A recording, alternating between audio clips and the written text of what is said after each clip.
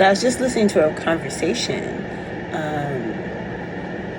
with Psychic Liz Cross, and she was interviewing another psychic, and they were asking questions about our guides. And the information that was shared is that basically we're all busy. We're all busy. Even in our fleshly suits, we're busy. We've come from the spirit realm, made these life plans and agreements prior to coming into a physical body as a soul, as energy, and we come in, and then we're totally wiped of the knowledge of these commitments and agreements and life plans and previous knowledge of experiences to go through this new journey for our souls. And the beings, the energies, entities that are basically contracted, agreed to be your spiritual team, your guides, they can be from pretty much any experience level. So you could be dealing with an ascended master is one of your guides, or the way from that conversation is it could be like an ET consciousness that's part of your team, soul, previous family member, ancestor consciousness, spirit that's dealing with you, angelic consciousness that's dealing with you, that is your spiritual team, your guardian angels and all of that. And it's like the experience levels all differ, so you could be dealing with a team that's not that experienced, that's here for your greatest highest good, of course, but not that experienced in providing that human level connectiveness for information and guidance. So you could literally have a spiritual team that's fucking your shit up. That's fucking your experience up. You could literally have, say, newbies on the roster. That's your team to help you get through this journey. So you could have experience that have been in fleshly suits and and dealt with emotions, or you could be dealing with let's do this kind of guy. So I don't know. And I've even heard from people who've had guides that were not for their greatest highest good, that were not providing benevolent information. So, personally, I have had not the greatest connectivity with my guides. My guides like to, they definitely like to communicate with me through numbers, repetitive numbers and whatnot. And I've had a direct physical and spiritual phenomena that have happened, like saved in a car accident by a physical person next to me. And I'm not even sure if in that physicality that other people saw that person, because it was never in any of the accident reports. But anyway, I digress.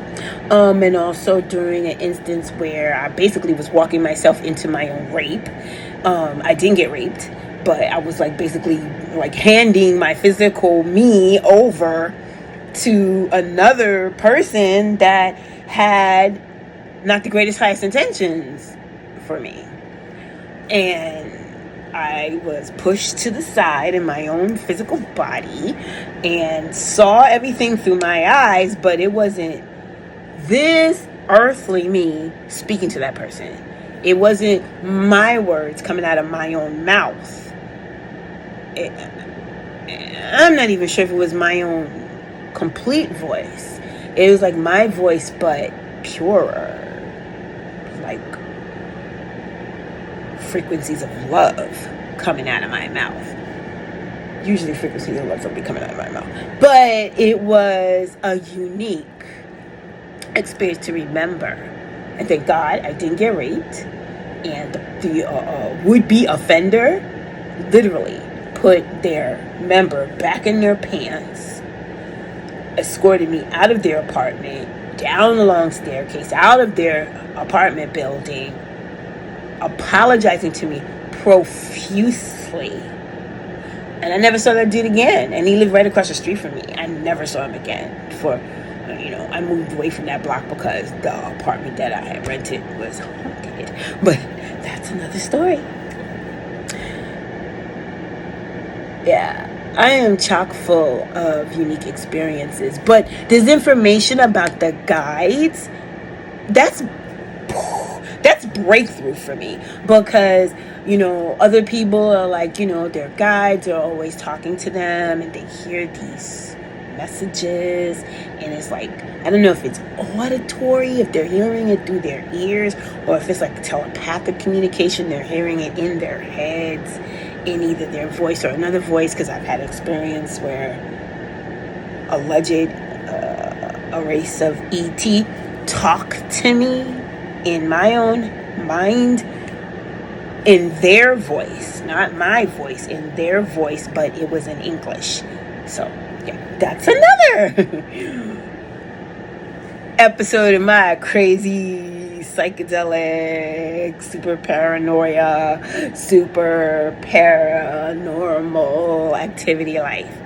But yeah, so this information about guides not actually being, I always thought they were like these experts, like in human life, you get your bachelor's degree, you can get your master's degree, then maybe you want to go on for a Juris Doctorate, or maybe you want your PhD. You're going on higher and higher and higher and higher. So I always figured that guides was like, these PhDs in this spiritual realm that take on people who go into the bodies, and they're like the bee's knees, like they know their shit. They're on it, That may not be the case. I mean, my relationship with my guides, I have been pissed off at times with the situations that's going on in my life at the time. I have fire guides. I have literally said, listen, if you don't know what you're doing, I need you to get off my team. If you're a newbie and you're just learning the ropes, I can't use you now. You're not for my greatest, highest good. I can't work with you, because I need pros. I need professionals. I need PhDs is what I need. And I've done that. I don't know if that was good or bad, right or wrong. I don't know if there was like some guide somewhere going like, well, damn, she just fired me. I just started this gig. What the fuck? Yeah. I don't know. We're all learning and exploring. I just awoke in 2020. I've had supernatural, paranormal experiences since basically birth. So all of the strangeness, I mean, even physical on my body, chunks taken out, strangeness, I've always been aware, but I didn't wake up until 2020. So, we'll continue this conversation. I just wanted to say that, learning about that guides are like at different levels of experience. That was mind-blowing for me. So, and that some guides are not doing a good job. They're not for your greatest highest good. So you got to have discernment even with your guides. I mean, like, dudes, we have a lot to deal with in the flesh. Now we got to worry about not worry, not be in fear, but we have to be discerning about who's our guides. I mean, like, that should be like a no-brainer from like first contract, first signature, first agreement level. So, I'm just saying, we're all muddling through this together. I know I'm definitely muddling through. So let's just keep learning, keep being kind to each other, keep sharing information, and muddling through to this unique experience. We're living here on this earth plane, and I don't know. I'll keep telling my stories and commenting on the things that I hear about in this realm. I'll share all the information that I've heard and stuff that I've experienced. What I remember, and remember, I'm still going through regressions. I've only had one regression. It was awesome. I'll go into that later. But yeah, this information about the guide, I think it's paramount to understand for people. I mean, for some people to even just come to the realization that you do have beings that you can't see. You can feel them sometimes, but you can't see, but that are around you all the time, that are for your greatest highest good. For me, it was always a little creepy because, it's like, you're around me all the time. Like, when I'm taking a dump, you're like, she's taking a dump now. Eyes on you, girl. Like, really? Or when you're sleeping, it's like you got your eyes closed and you're like, yeah, I'm watching you. You're alright. Or you're like in the shower and stuff, it's like, we got eyes on you, girl. Eyes on you is like, is the eyes on, is the always around, always? Do we have like invisible peeping toms?